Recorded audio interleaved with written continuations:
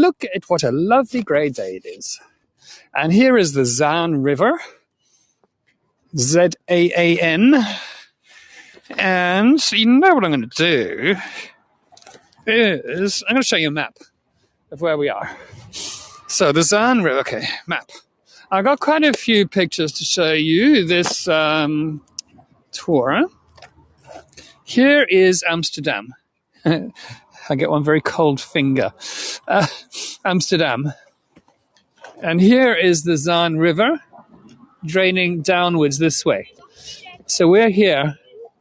And the Zan River drained into this waterway here, which was tidal centuries ago. And it was bigger than this as well. They did a lot of filling in here. Yeah, I need this tip for using the phone. So this is the way I have, so I can touch my phone screen. But anyway, this is the Zan River. This is where we are, and it flowed here down towards Amsterdam. So you can see, okay, so you can see how this was an industrial area connected with Amsterdam. Okay, here's Haarlem, here's the North Sea, here are the sand dunes, and here was the inland sea. Okay, that's just, to orientate you. And there's always a bit of housekeeping and putting things in and out of bags. Hang on a sec. Okay. Oh.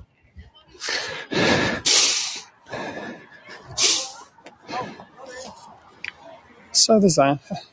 I was here about 6 years ago and it was pretty much looking the same. Yes, and the smells of chocolate. Okay. I was going to ask later, what do you think I can smell? The answer is chocolate.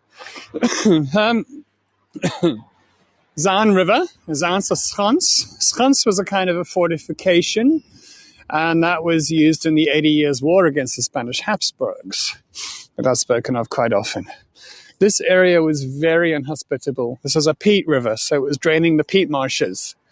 And so squishy, muddy. They had big banks, dikes keeping out the sea because it was tidal here. Not a very nice place to be, but close to Amsterdam, on the river, so it made a very good industrial area in the 15 and 1600s. There was lots of building of boats and all over this place, this area here. And windmills, were used, and the functions of them were expanded, and I'm going to tell you about that soon. But in the 1800s, steam power took over, and windmills became kind of old technology that nobody really wanted. A lot of them fell apart, and burnt down, or just discarded, reused the wood for other things.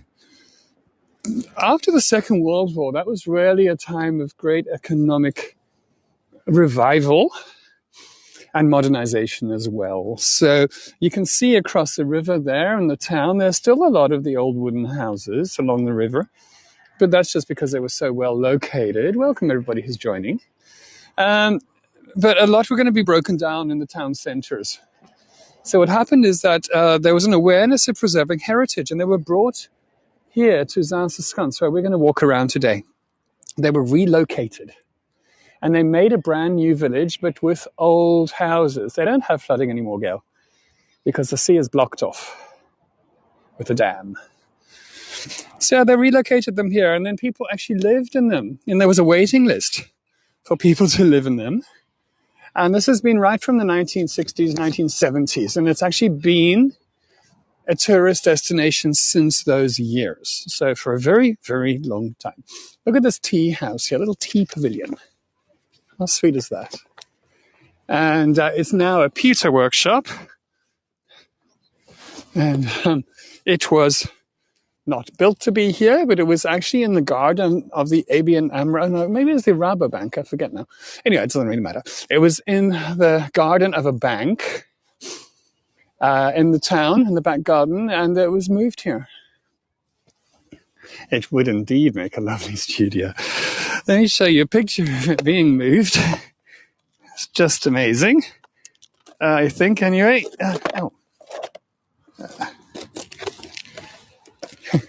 Here is Here it is. It was floated here on the river on a barge. And here it is being lifted off the barge by a floating crane, of course, and put into place over here. And there's remarkable footage as well of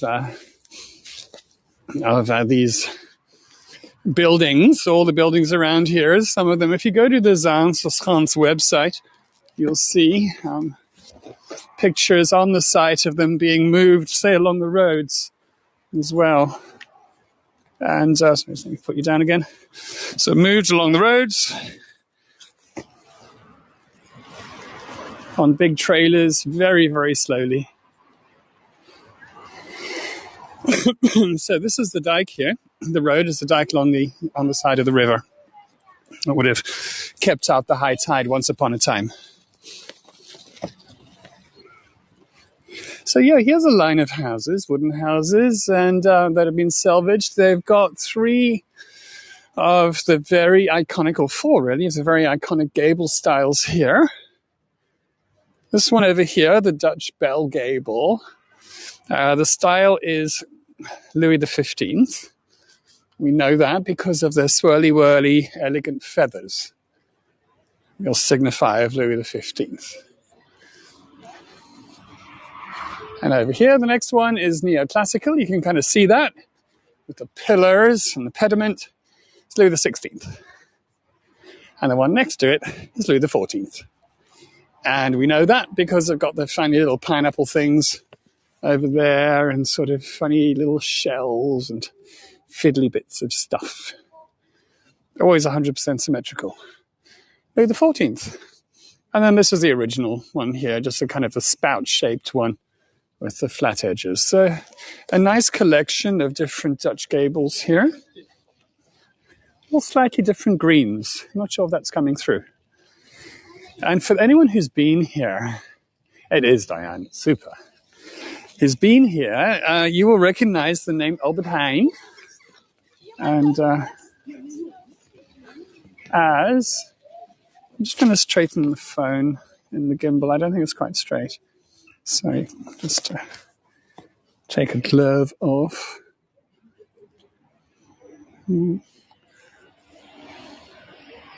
Okay, Albert Heijn is the country's...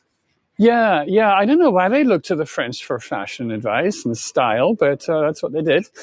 Albert Heijn, the country's main supermarkets chain, and Albert bought his young dad's grocery store in 1879. He just had one little grocery store, that's it. And then he bought another one. And then he actually had a central warehouse to supply them in this area. And so was born the first supermarket chain. Now, if his dad had been a little bit more entrepreneurial, maybe the main supermarket chain would be called Jan Heijn instead of Albert Heijn. But what they've got is a replica of the first shop here, selling products that it would have sold. And it's not the original building, but it's two old buildings put together to look like the original one would have looked like. And to me, Albert Heijn was the very first hipster because he used to roast his own coffee beans. Okay. And he actually started branding as well. Now, he didn't start branding. The Dutch have been doing branding since Holland Herring, but he was well into branding. Now, what I'm going to do is walk us around the little villagey part here. And then that'll take another 10, 15 minutes, and then we'll be on to the windmills. And then I'll explain how those work. So there's two kind of different stages here. Hey, welcome everybody who's joining, and welcome Renee. It must be very late in Australia. Or is it morning already? It's probably morning already, I suppose, maybe. Very early. So yeah, if you're going to live here, you would have made your peace about there being a lot of tourists around because, as I said, it's been, I see, 2:11 a.m. Yikes. And because the whole idea is that people visit here. I just saw we walk past his house and you can see a TV playing in the distance. I'm not even sure they should be allowed TVs. I thought it was meant to be original. It's a nice little garden here. So very, very quaint. There are drawbacks to living here. Like you can't have double glazing because it has to be original. So they're very drafty, the houses. These chickens. Jokes. Lots of chickens around here. But very quaint.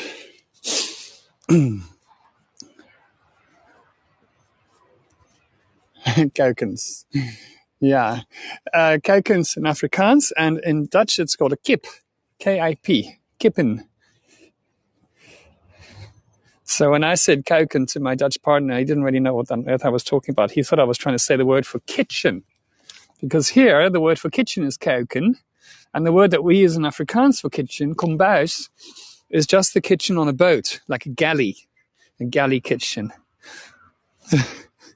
He's like, I'm going to go around the tree. Anyway, look at these wonderful corner windows as well. They're really great for peeking out, looking in both directions. Very typical of this area.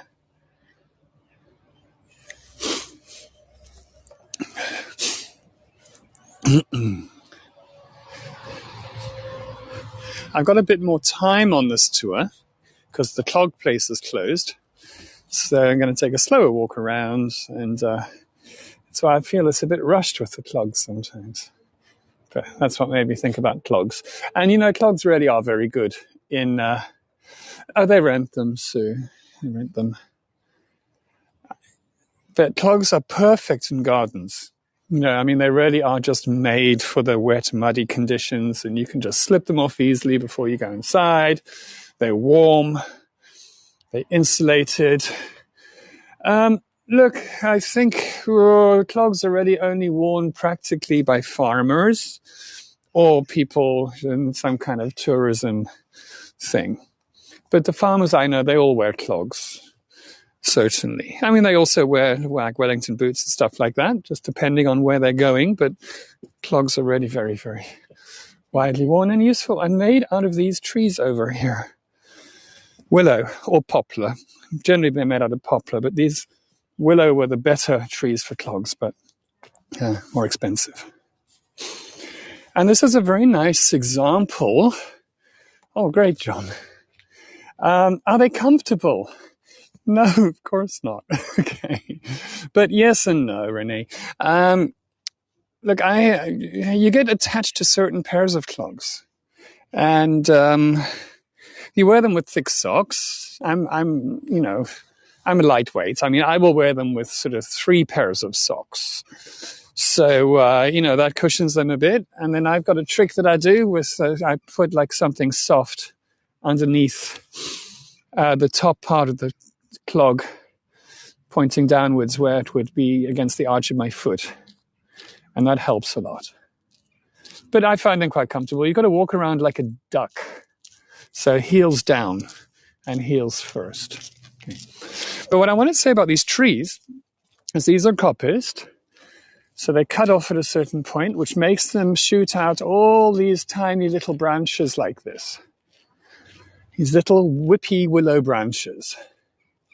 And these are what local people used to cut and weave into mats and tie into bundles and stake those to the ground. And those would become the basis of the structure of a dike. Or a levee in the US. So those banks of earth are kept out the sea, all sort of based around what you find in nature here. So something like a frame structure made up of these willows. So yeah, pretty cool. Oh my God, 3 ducks bottoms all at once. How's about that? Thumbs up.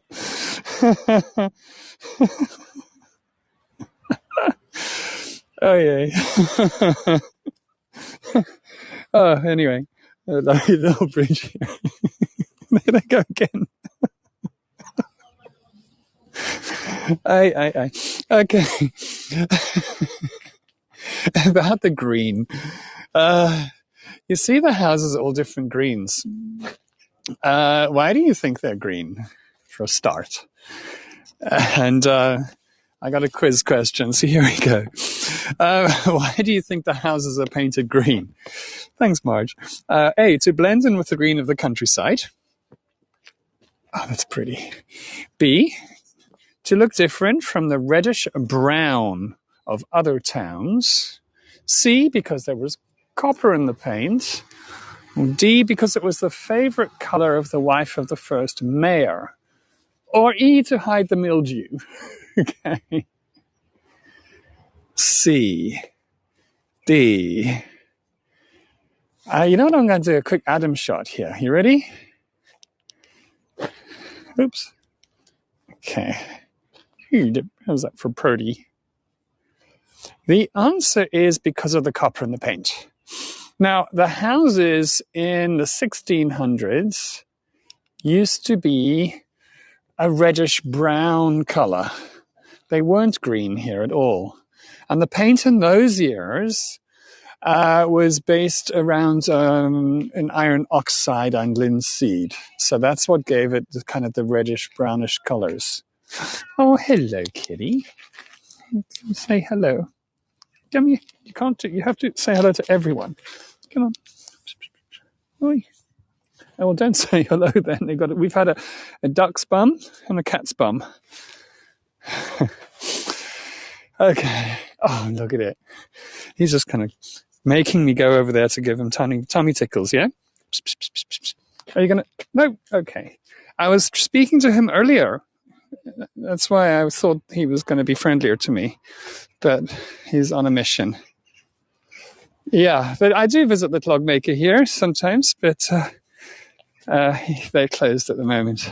Yeah. Anyway. So yeah, with the paint, sorry. Okay, so it was green because of the copper. Oh yes, what happened is they used to be reddish brown, and then copper was used because it was a good pesticide. It's poisonous, and it kept the bugs out of the wood, and it was pretty. I mean, there's no denying it. These greenhouses are pretty, so there's lots of good reasons for it. But even then, they weren't all green. You know, some were grey and some were yellow. So it wasn't nearly then as homogeneous as it is now. We're not the only people who like the greenhouses. Monet was kind of keen on them as well. He swung through Zaanse Schans. And here's one of his paintings of the time, 1871. Okay. And there is no one Zaan green, though. That's the funny thing. Because it's a mixture. So there's a shade which is Frisian green, and there's a shade Bremer green, and also, oh gosh, what's the other one? I can't remember now. Spanish green.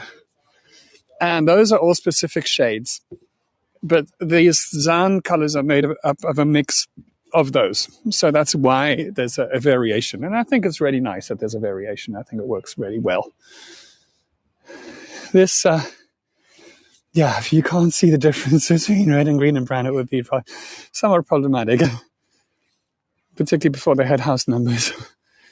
So this is really what typical Dutch countryside would have looked like. Peatland with ditches in between, a lot of water, and a lot of low-lying sogginess like that. Sogginess. And freshly coppiced willows here. So they've taken off all those little whippy branches. Do all sorts of things like them. It is a painting, certainly worthy of a painting. So, let's see if there's a nice reflection down here. A little bit of distortion on the water. It's strange because there's hardly any wind. But let's try and set up a pretty shot here. I'm going to have to possibly Adam it. Okay, here goes. Hey, welcome, Yolanta. There you go.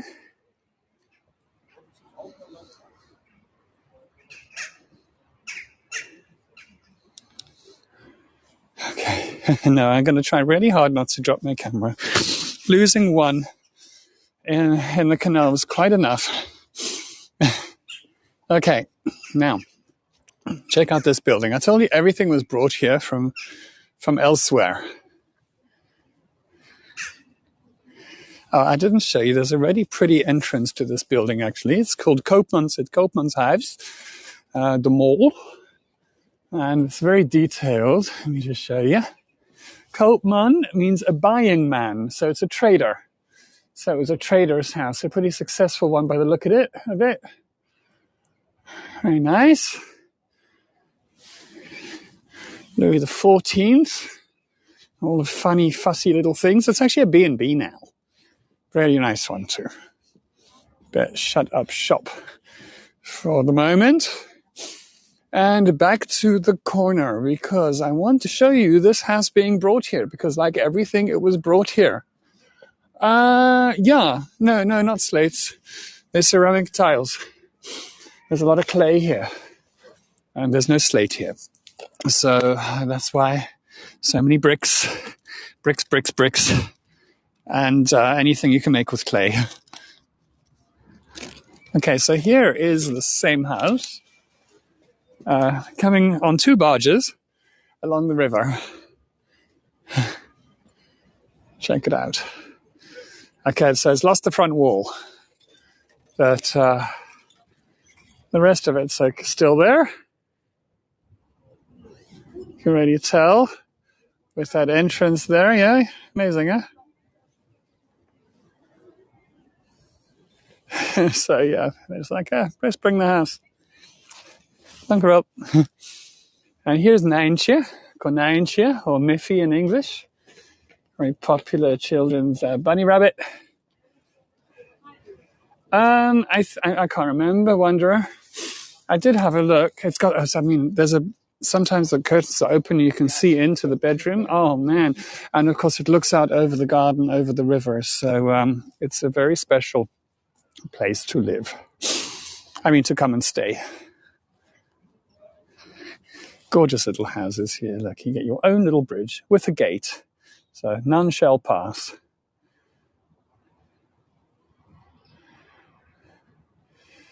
No zoom, I gather. Where is the zoom? No, there's no zoom. Unfortunately. Sometimes I digiscope with another phone, and but I don't really feel the need to here. So yeah, there's a few houses. Oh, they are absolutely cute. And this one here is really kept inside in the style of the time.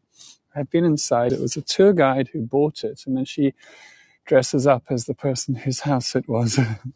She does it very well, I must say. Absolutely gorgeous. Yep. Well, Sue, I love this time of year because you can see all the buildings because there are no leaves on the trees.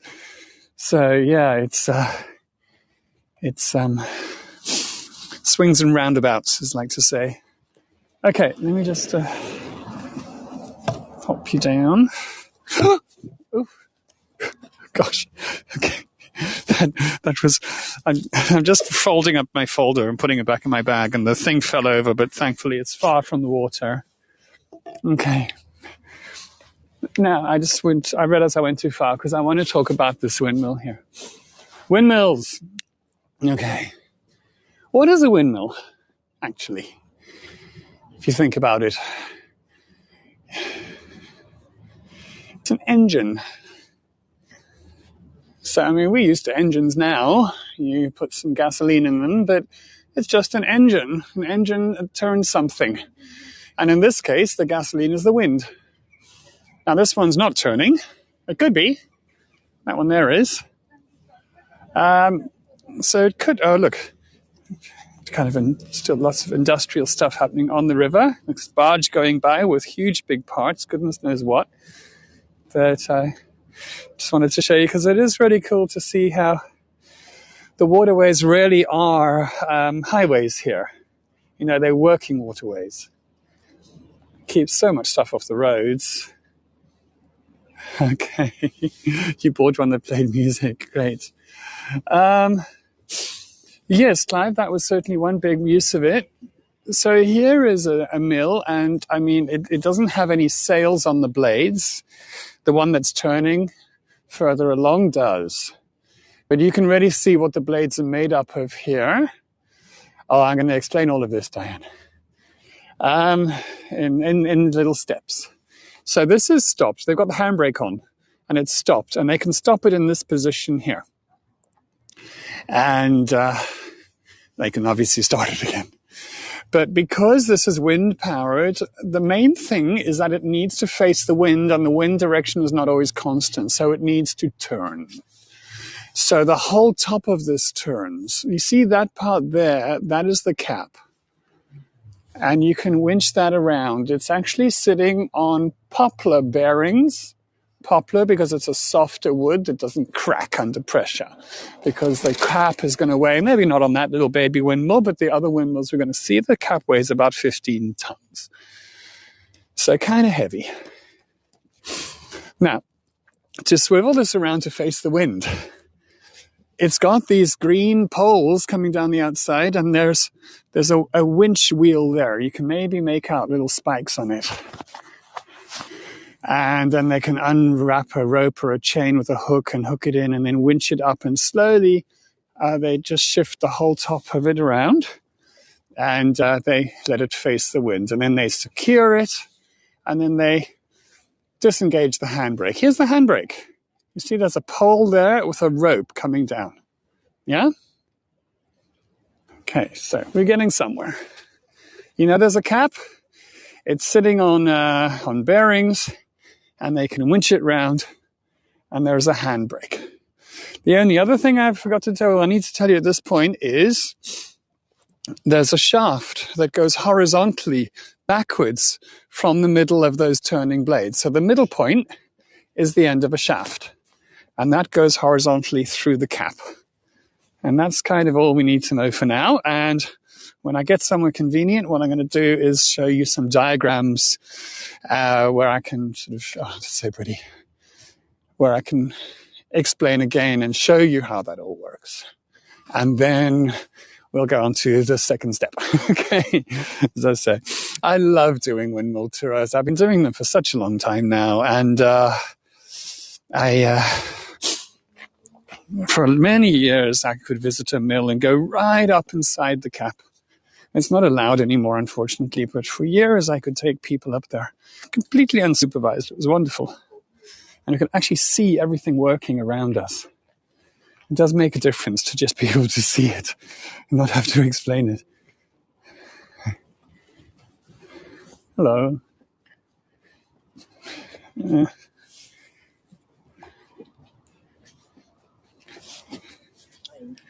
Hi.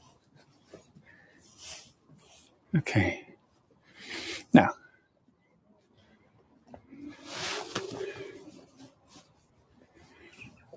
okay, the sun rising. Wow, cool.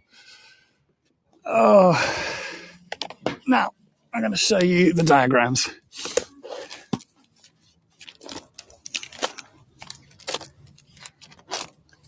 So, okay, top of a mill. Here. So here are the blades. And the cap of the mill would be over this. So this is not visible to us normally. And we take the cap off. Ta-da! And here is that horizontal shaft. It's usually it would have been oak and then cast iron. And it's resting in two cradles. Just two scooped out bits of granite. And then, of course, when the blades turn, this turns. And this has this great big disc on it here with teeth in it. So that, obviously, is also turning. And those teeth slot in between these vertical struts here.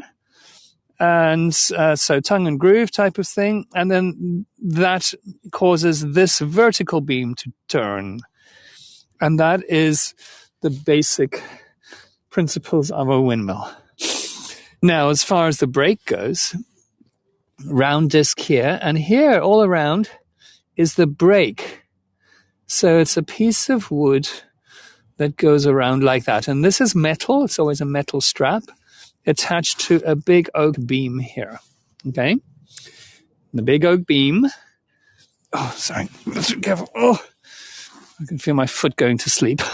The big oak beam is attached to this lever that sticks out the back of the mill on the long rope. So you pull down on that lever, which makes us go up. And it goes off its resting place, and then the miller lets it sink down. And that sinking down tightens that strap there. And it tightens that piece of wood around that round wheel that's turning. And it's a friction brake, and it stops it from turning. Okay. I think... Okay. That's enough for now. Okay. Oop.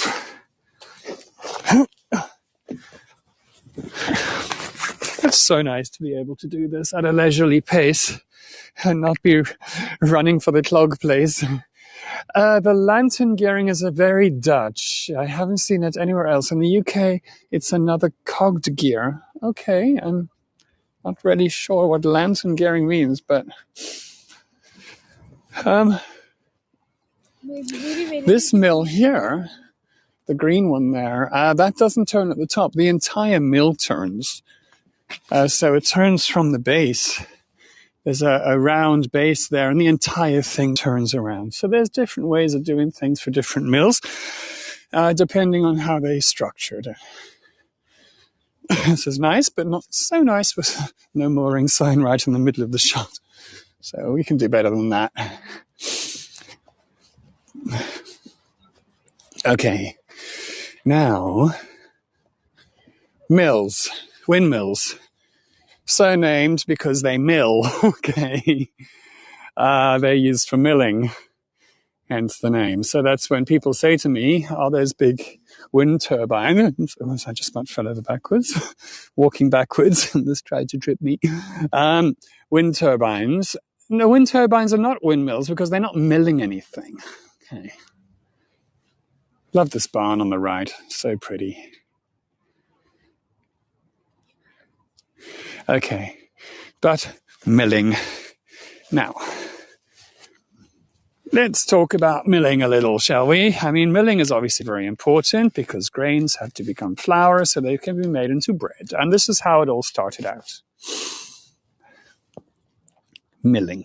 So put the grains in there and hold that with two hands and grind it up. And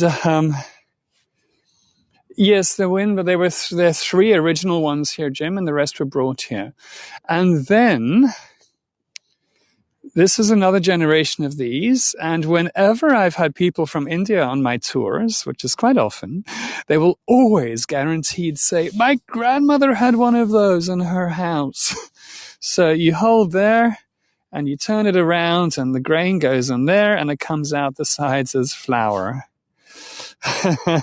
Yeah. And it's so cool. There is one in one of the windmills I visit and it's such fun operating it. But you wouldn't want to do it all day. Okay, which is why windmills were so cool, because they also had grinding stones, but like this.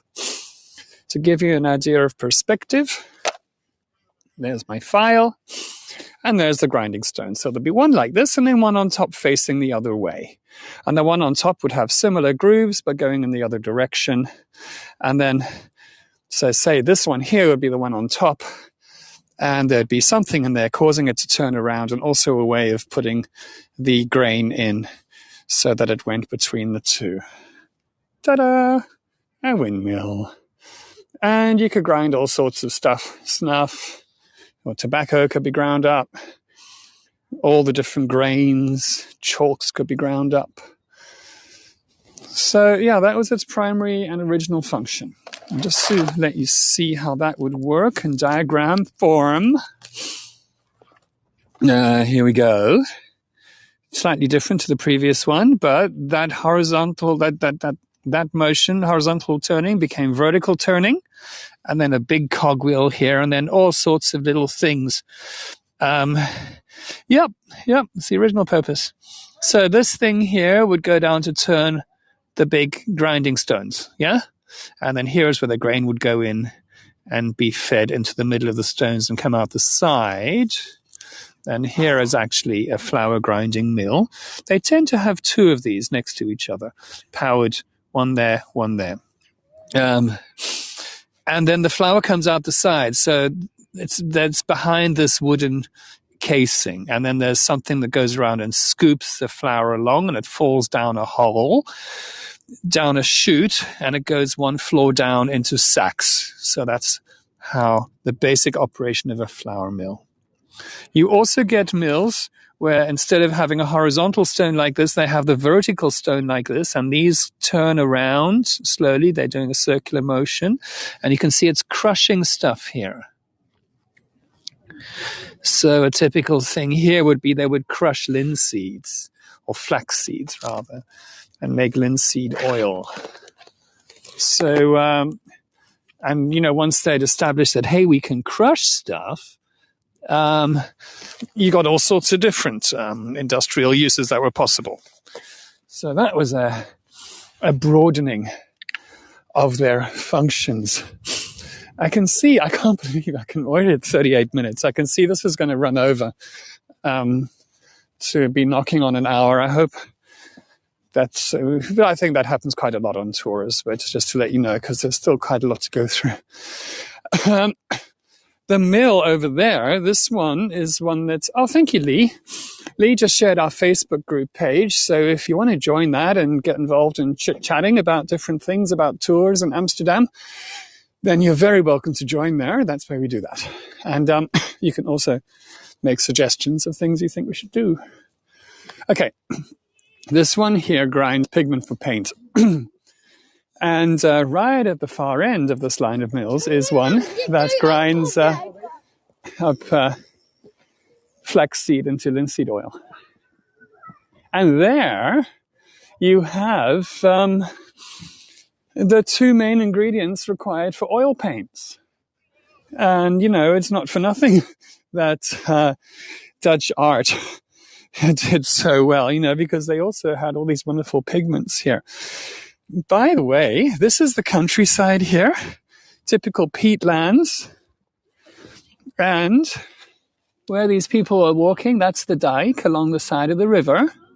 And look at the water level on the right here. And look at the water level of the river here. And you can see that the water level of the river is much higher than the water level of the countryside ditches on the right. Pretty amazing that, huh? It's a big river. Okay. So, I read a long time ago that windmills came from Europe from Morocco. I read that they came from Persia, and then I've also read that they maybe came from China. So I don't know. But what they did is the Dutch made them much sturdier, certainly. And then they also expanded their uses dramatically. And here's a little peek into this one. This big one that turns right on its base. And this is a sawmill. I'm going to talk about those a bit later, but the wooden planks go through that away. Where am I up to? Where am I up to with the story? Does the river ever flood over? Not really. No, not anymore. It would have in previous centuries, but now the water is so controlled. Yeah, thank you, Paul. The water is so controlled and the sea is cut off and they're big pumps that pump everything dry the whole time. Whew. By the way, if you want to visit here, it's a train ride from Amsterdam. It takes about 25 minutes. And then it's a 10-minute walk from the station. You don't need me because you just walk along here where I am. And these mills are all run by their own millers. And when they're turning, they're working. And then you can just pay €5 or something and you go in and they will explain how they work. So it's a really easy sort of tourist attraction to go to. And I would always make sure of going into the sawmill, which is the one over there. That's almost always working. But let's see. Now, mill. Okay. This mill here is a little bit like the mill we saw at the beginning because it's not turning, and you can see that the blades are clear. There's no sails on them, and it's a lattice work. They're owned by foundations, Sue, so yeah, like charitable foundations. That way they get tax breaks and stuff like that for heritage. Now, here's a windmill with sails on it, and it is turning counterclockwise. Probably would be difficult to get lost coming here. Yeah, sure. It's turning counterclockwise. Now, it could be engineered to turn in either direction. Okay, it doesn't have to turn counterclockwise, but it does because most people are right-handed. So say the miller needs to climb up the trellis work here and furl or unfurl the sail. If it's in this configuration, he can climb up and hang on with his left hand and work with his stronger right hand. Okay, so that apparently is why traditionally windmills have been engineered to turn counterclockwise. I hope I don't go falling into the reeds here, but I just wanted to see what the side of the river looks like. Kind of pretty. You know what I'd like to do? I want to do a quick Adam shot here.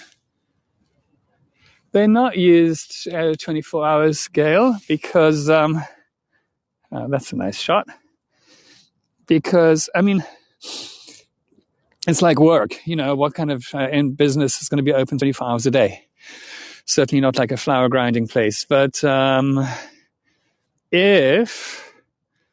the ones that pumped water, it was really important that those could work 24 hours a day. So because if there was flooding, you know, they would have to pump. And typically the millers would live in those ones, but they're quiet and they're clean, as opposed to the ones that are grinding flour, full of very fine flour dust. Yeah, there's hardly any wind, so these sails are being very effective. But it's just turning for show, I think. It would be difficult. They wouldn't say that was a grinding mill for grain, even if the grinding stones were attached. There's no way, thank you, Catherine, that this amount of wind would be able to turn those stones. So I think they're just turning them for the love of turning, kind of thing. Anyway, so that is why they turn counterclockwise. And windmills, they were a way of communicating. People could the miller could stop the wings turning in a certain position and communicate things to the community. Now, I'm going to tell you 5 things now, and one of these was not communicated. What was communicated? What was not communicated? A birth or a death in the family. B, we're closed, don't bug us. C, we're opening soon, come on by. D, we need a repairman quick. And E, there's a storm coming. Batten down the hatches. Which do you think was not communicated by windmills? I've got some A's, some D's, some C's. Oh, this is a very good quiz of mine. Very good quiz.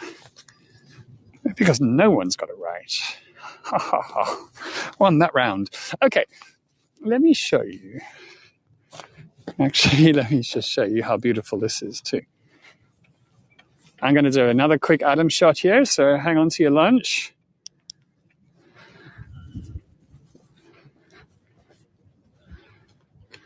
Does that work? I wonder. Okay. Bringing you back. Okay. Now, where is it? Here's it. Okay. Here's a windmill. Yeah. And it's turning this way. Counterclockwise.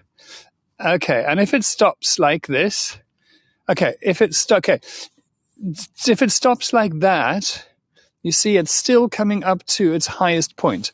This is the hopeful position. the still to be fulfilled. And this is how they would leave it fixed if there was a birth or a marriage or something to celebrate. Like this. This is now moving down off its pinnacle. And this is how they would communicate a death in the family typically. A little bit further would be for, hey, we need somebody to come around and fix the windmill. An X like this is, don't bug us, we're closed.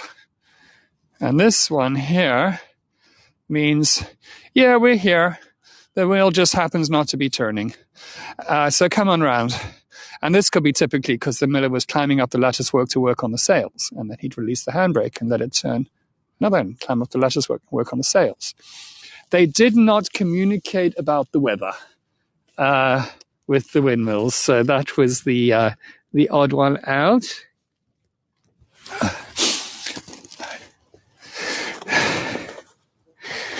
Right. Okay. How much time have I got? I got another 12 minutes until the hour, which gives me just enough time to talk about sawmills and maybe one other thing. So, sawmills were the second most important mills of the country. The most important mills were certainly the water draining mills. Otherwise, we wouldn't have a country. And the way they did that, by the way, initially was by powering a paddle wheel, much like, say, a Mississippi steamer, but that was powered by the wind, scooping the water up about a meter. And then the next generation was to get the windmill to power an Archimedean screw. And that had the benefit of raising the water much higher and much more efficiently. So yeah, without those mills, we wouldn't have a country. However, the sawmill, when was the first windmill built? I don't know. I don't know if anyone knows. But they had drainage mills here right early on. I have to look it up for you, but they weren't like these mills. As I said, the original mills were much smaller. Diane, are you in our Facebook group? Because this is exactly what that's for. Oh, great. And I know exactly the book I have, and I know exactly the chapter which talks about it. So I'd rather not make something up. I'd rather look it up for you, and I'll do that later. Okay, sawmills. Sawing trees up was really important because to build houses, to build ships. Imagine two guys on a handsaw. It took forever. Wasn't so precise. Enter sawmills, and look what you get here. Perfectly cut planks. A whole tree just sawn up into planks. These are quite thick ones, but obviously they can make them any width, more or less. And the reason that we get sawmills are because a very clever farmer invented a crankshaft, basically like a piston. And I think I may as well just stay down here because I don't think I can show you anything better further up. You see, these look like they might be a bit thinner, these planks. So, a piston. So just picture, if you will, that there is a horizontal turning beam inside the windmill. And, that's quite easy to imagine that because with cogwheels, they can make beams shoot off in different directions. And so you can quite easily have horizontal beam turning. Now, in that beam, instead of it just being a perfect, like a beam like that, imagine it had like little U-shapes in it. U-shape like that, cut out. And then as that turned around, the bottom of the U would make a bigger circle, yeah? You with me? Thanks, Adeline. And the bottom of that circle, the U made a bigger circle. And if there was a vertical pole attached to that U, that would be turned. I'm going to show you a diagram about this, by the way, right now. And it would make what was actually a circular motion into a vertical up and down motion. And this is what I'm talking about here. Okay? So, turning, turning, turning. And this is what I'm saying about the horizontal and then the U shape there. and that is turning around that way, and that ends up with this vertical shaft going up and down. And at the bottom of the vertical shaft is where you would get a box with blades, and that went up and down. And this is actually the mill that we've been looking at. So here are the blades, and they're going up and down, and this tree is getting kind of slowly ratcheted through about 1 meter an hour. And you can see these are cut planks behind, and it's cutting through the tree. So that changed everything. It meant that the Dutch could build ships cheaply and quickly, build houses cheaply and quickly. Whew, gosh, it's cold. Thanks, Christine and Lee. And they could get these trees from the Black Forest and saw them up and send them back to Germany at great profit. Okay. They could build their fleet to go to the Dutch East Indies Company and Dutch East Indies. And they could take along sawn timber, cut timber for repairs. Let's see if I can show you around here without falling in the river. Oop. And it was just such an important thing, the sawmills. And of course, there is I'll show you what I'm standing on. Okay, I'm standing on this sheet piling here. Okay, so this is why there's a lot of oopses and stuff. Let me just try and secure myself really well. If you hear a big splash, you know what's happened. Oosh. Okay, there is a ramp, and there are actually tree trunks on that ramp. So they would bring logs down the river. Often they would float them down rivers to sawmills, and then winch them up into the mill, and the mill would be used to drag them up that ramp and then through the mill. So yeah, that's how sawmills work. And the other photograph I have here actually is from an Archimedean screw on a water pumping mill. This is the one I visit on tours, and when this screw is pumping in the perfect conditions, it pumps 60,000 liters of water a minute. So that's quite some efficiency there. But I think I've told you everything that I wanted to, more or less. Are there any questions? Because it's still, and I'm going to walk. Where do the logs come from? They traditionally came from the Black Forest in Germany or the Baltic. There was huge Baltic trade here. I love this little boat, by the way. It's just so cute. So those were the two places that logs traditionally came from. And if I missed any questions, just if you want to ask them again, that would be great. Or if you've got any other questions, now's the perfect time. Actually,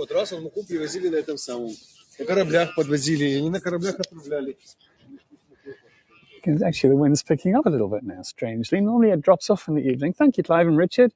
Much appreciated.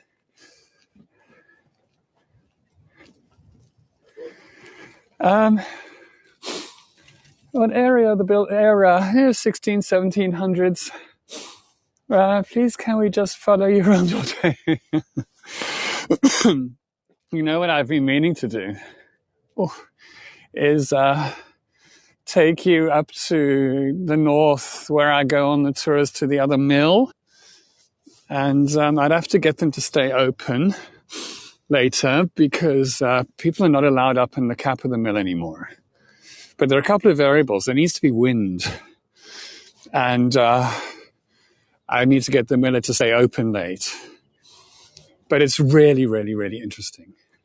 And what I would do in that case is he lives in a mill. So it's not his home one we'd be seeing. But it had a big disaster, and 2 of the blades broke off in a storm last year.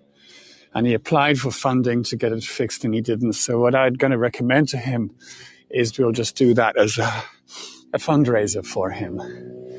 So, yes, I do need to just get my act together and go and do that, okay? But I'm sure you will find that interesting. It's fascinating. He also explains it really well. Good contrast shot with the modern chimney, you mean? Yes. Polluting the area. Thanks, Aaron and Jeff.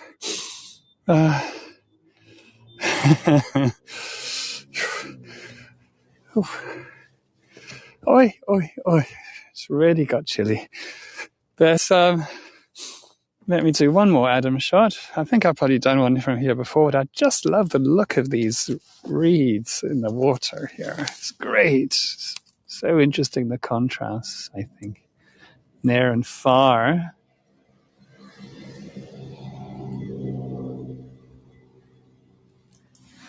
Phew. Okay. Well, oops. Lots of stuff coming up. I can't even remember what's coming up. There's so many new things.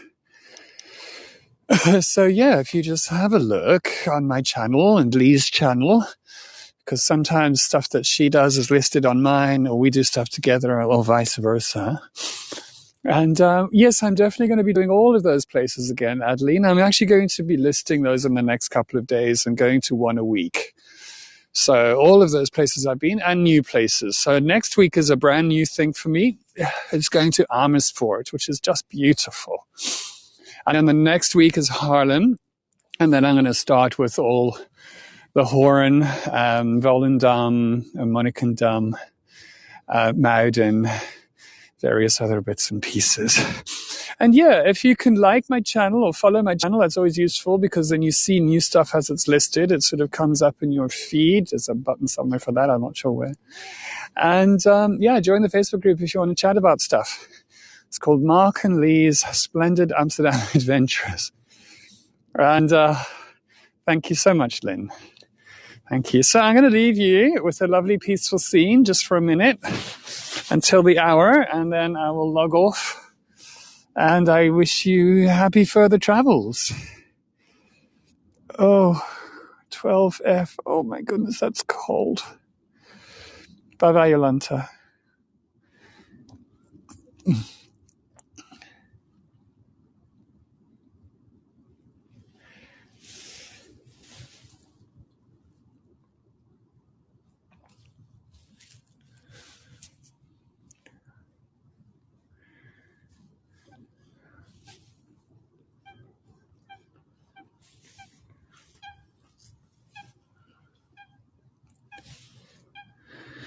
Goodness, it's so nice and peaceful when I stop talking.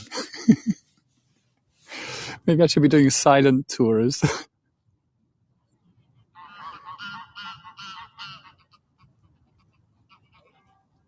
I'm sure all these ducks are thinking, thank goodness that guide's shut up now.